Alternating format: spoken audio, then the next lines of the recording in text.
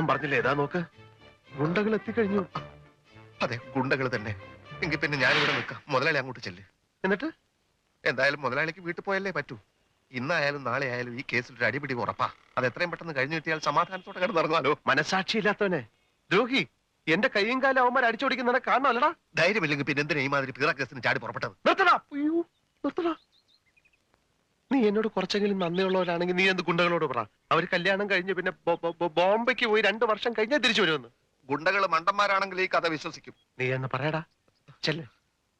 കട്ടവനെ കിട്ടിയില്ലെങ്കിൽ കിട്ടിയവനെ തട്ടുന്ന ടൈപ്പ് ചില ഗുണ്ടകളുണ്ട്. എന്നെ അവന്മാർ. നിന്നെ ആരറിയാൻ? നീ എന്തത്ര ഫേമസ് ഒന്നും അല്ലല്ലോ. പ്രേമ ചെന്ന് പറ പ്ലീസ്. നീ പറഞ്ഞ അവര് കേൾക്കും.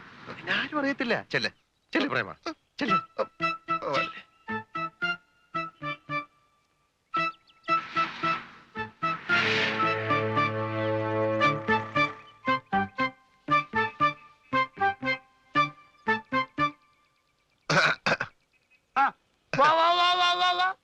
കുറുപ്പേട്ടനെന്താ ഇവിടെ? ഞാൻ കുറച്ച് കാറ്റ് വെള്ളം ഇറങ്ങിയതാണ്.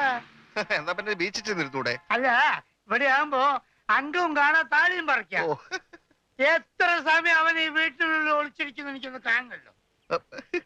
അപ്പൊ കുറുപ്പിയേട്ടനും മുതലാളിയും തമ്മിൽ ഇന്ന് കണ്ടില്ലേ? എവിടുന്ന് കാണാനാണ്?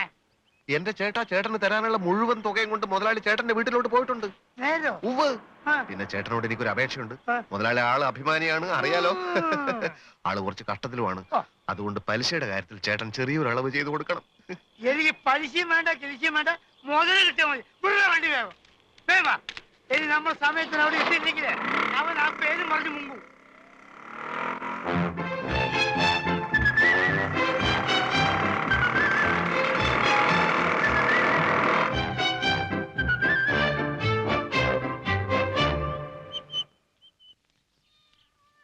എന്താ?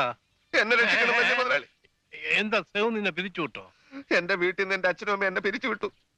ഓ, നീ അവരെ ധിക്കരിച്ച് വല്ലതും ചെയ്തു കാണും. എങ്കിൽ അവരെ കുറ്റം പറഞ്ഞിട്ട് കാര്യമില്ല. അതിനിപ്പോ ഞാൻ എന്താ ചെയ്യേണ്ടത്? എന്റെ സങ്കടം പറയാൻ എനിക്ക് വേറൊരു സ്ഥലമില്ല വലിയ മുതലാളി. ആട്ടെ, താൻ എന്ത് കുറ്റമാ ചെയ്തത്? സ്നേഹിക്കുന്നത് കുറ്റമാണോ? നോക്കിയും കണ്ടും സ്നേഹിച്ചില്ലെങ്കിൽ സ്നേഹവും ഒരു കുറ്റമായെന്ന് വരും. ഇതങ്ങനെയല്ല വലിയ മുതലാളി. നോക്കിയും കണ്ടും ചെറുപ്പം തൊട്ട് ഞാനൊരു പെൺകുട്ടിയെ സ്നേഹിച്ചു പോയി. പെൺകുട്ടിയുടെ ആൾക്കാർക്കും എന്റെ വീട്ടുകാർക്കും എതിർപ്പൊന്നുമില്ലായിരുന്നു. പക്ഷെ ഒരു പ്രത്യേക സാഹചര്യത്തിൽ ആരോടും പറയാതെ എനിക്ക് ആ കുട്ടിയെ രജിസ്റ്റർ മാരേജ് ചെയ്യേണ്ടി വന്നു. ഏത് രക്ഷിതാക്കളെയും അത് വേദനിപ്പിക്കും.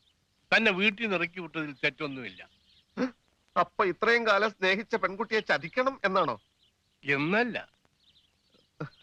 ശരി മുതലാളി, ഒരു തെറ്റ് പറ്റിപ്പോയി.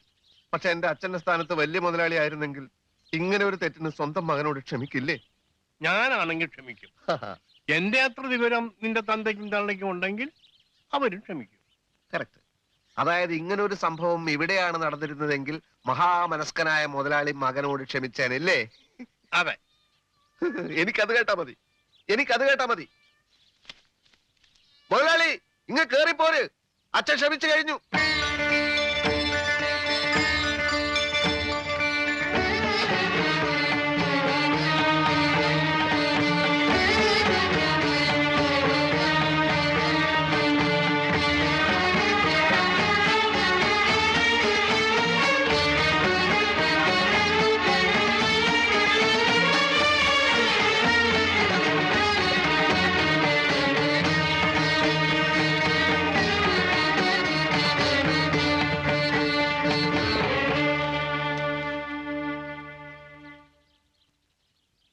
മറ്റൊരു മാർഗവും ഇല്ലാതായി പോയി അച്ഛാ.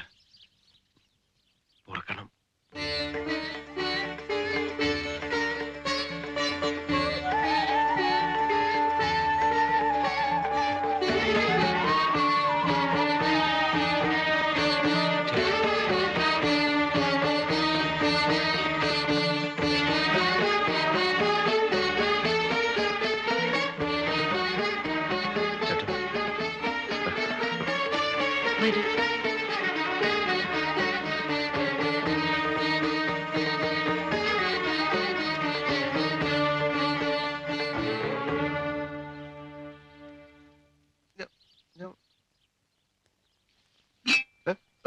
നിക്കണവിടെ.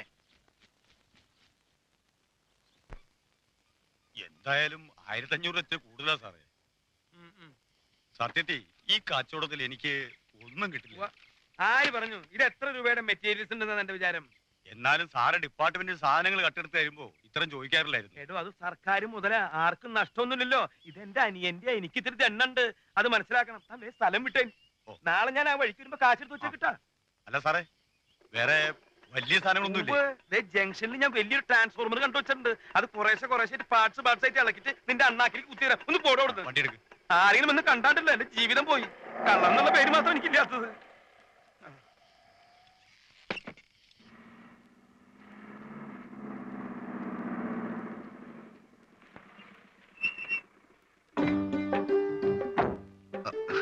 ഒരു കാര്യം ചോദിക്കാനുണ്ടായിരുന്നു.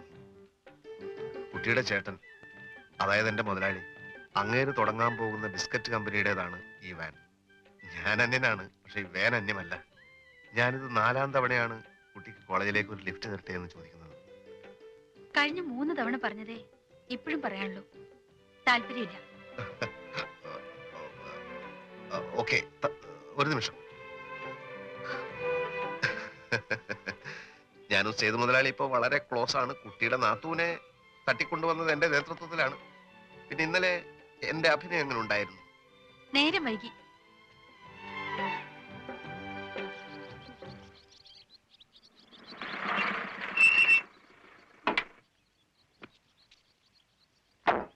എന്താ നിന്റെ പേര്? എന്താ മുതലാളി? നമ്മുടെ വയറിംഗ് മെറ്റീരിയൽസ് മുഴുവൻ കളവ് വേടാ. നമ്മൾ നമ്മുടെ സാധനങ്ങൾ ഭദ്രമായി സൂക്ഷിക്കുക. ഈ കാലത്ത് മോഷണം തടയാൻ അത്രേ ഉള്ളൂ വഴി. സർ, ഇവിടെയുള്ള സ്റ്റാഫിനെയൊക്കെ വിളിച്ച് സ്റ്റേഷനിൽ കൊണ്ടുപോയി നമ്മുടെ പെരുമാറ്റ മുറകളൊക്കെ ഒന്ന് കാണിച്ചു കൊടുത്താൽ വയറ് വെളി വരും. ഇവിടുത്തെ സ്റ്റാഫിനെ ഒന്നും കൊണ്ടുപോണ്ട. വെളിയിൽ നിന്ന് ആര് വരാനാ സേതു സാറേ സാറിന്റെ 2 ചാൺ വയറ് മോട്ടിക്കാൻ? സാറ് സമ്മതിക്കാണെ കള്ളനെ ഞാൻ ഈ നിമിഷം പിടിച്ചു തരാം സാറേ. അന്വേഷണം പുറത്തു മതി. സ്റ്റേഷനിൽ കംപ്ലൈന്റ് കിട്ടിയാൽ അന്വേഷണം പുറത്തു വെച്ച് വേണോ, അകത്തു വെച്ച് വേണോ, എവിടെ വെച്ച് വേണം, എങ്ങനെ വേണമെന്ന് ഞങ്ങൾ തീരുമാനിക്കും. കേട്ടോ സാറേ? ഏതായാലും സ്ഥലത്തെ സ്ഥിരം കള്ളന്മാരെ ഞങ്ങളൊന്ന് ക്വസ്റ്റ്യൻ ചെയ്ത് നോക്കാം. ഞാൻ വീണ്ടും പറയുന്നു, കള്ളനെ പിടിച്ചു തരാം. പിടിക്കട്ടെ. ചെല്ലളിയാ, വേണമെങ്കിൽ മതി.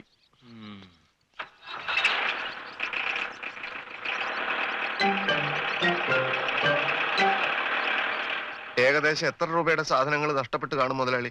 എനിക്കൊന്നും അറിയാൻ മേലടോ. എന്റെ തല ചുറ്റുന്നു. അത് കൊണ്ടുപോയ കഴിവേറി ദൈവമേ, മുടിഞ്ഞു പോണേ. ഒരു 8000 രൂപയുടെ മെറ്റീരിയൽസ് മേടിച്ചാ നമുക്ക് പണി തുടങ്ങാം സാർ. 8000 രൂപ എന്ന് വെച്ചാൽ ഇനി 8000 രൂപ ഞാൻ ഉണ്ടാക്കണം. ഇൻസ്പെക്ഷൻ കഴിഞ്ഞ് സർട്ടിഫിക്കറ്റ് കിട്ടിയിട്ട് വേണ്ട എനിക്ക് KFC-യിലേക്ക് ചെല്ലാൻ. ഞാൻ ഇനി എങ്ങോട്ടും ഇല്ല. ഈ പോയ സാധനമൊക്കെ 2 ദിവസത്തിനകം ഉണ്ടാക്കാന്ന് വിചാരിക്കുക. പിന്നെ ഇനി ഒരു എത്ര ദിവസം എടുക്കും ഇതൊക്കെ ഒന്ന് വലിച്ചു കെട്ടാൻ? ഏകദേശം ഒരാഴ്ച പിടിക്കും സാർ. ഒരാഴ്ച? ആ. എങ്കിൽ ഈ പരിപാടി പൊളിഞ്ഞത് തന്നെ. 4 ദിവസത്തിനകം ഇത് നടന്നില്ലെങ്കിൽ പിന്നെ 21ാം നൂറ്റാണ്ടിലെ ലോൺ കിട്ടൂ. ഒരു 8 മുഴം വയറ് കിട്ടുമോ? ഒരു തരി ബാക്കി വെച്ചിട്ടില്ല സാറേ. വേണ്ട, ഒരു 8 മുഴം കയറ് കിട്ടുമോ? എനിക്കൊന്ന് തൂങ്ങിച്ചാവാൻ. മുതലാളി വിഷമിക്കാതിരിക്കും, നമുക്ക് സമാധാനമായിട്ടിരുന്ന് ആലോചിക്കാം. എങ്ങനെ സമാധാനം ഇരിക്കോടോ? രൂപ 1 2 അല്ല, 8000 അല്ലയോ?